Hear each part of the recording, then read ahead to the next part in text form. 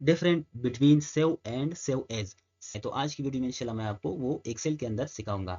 तो सबसे पहले किसी भी टेक्स्ट को अगर आपने सेव करना है, एक्सेल की फाइल अगर आपने सेव करना है तो आपने इधर ही फाइल बटन पर क्लिक करना है। ये हमारे पास सिंपल एक्सेल सेव है, इस पर आपने क्लिक करना है। इसका शॉर्टकट की कंट्रोल+S है।